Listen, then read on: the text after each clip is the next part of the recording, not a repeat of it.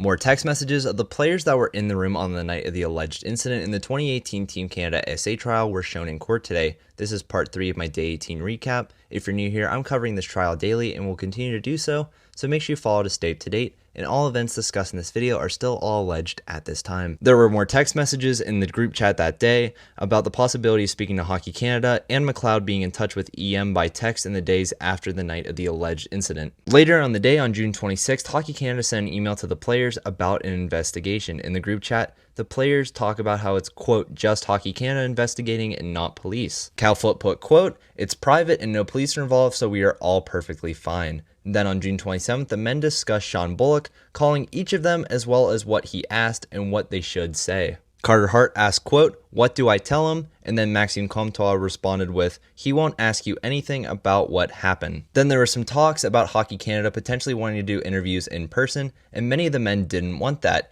Jake Bean put, quote, that's ridiculous, like this is nothing and we can't be making this big of a deal out of it. And then they discussed getting lawyers. Howden put, quote, if we just call Bullock and tell him everything, this probably doesn't have to happen. Comtois put, we didn't rape anyone. And then Jake Bean put, quote, everyone stop talking in here and talk to your agents about this. Steenbergen then testified that while he was in the group chat, he got 2 brief calls, one from Dylan Dubé and one from Cal Foote. In the call with Dylan Dubé told him he had just gotten a call from Sean Bullock to tell him that there had been an investigation. Dubé told Steenbergen to, quote, just say what you saw and to not mention what he saw Dubé do, and that Dubé would explain that himself.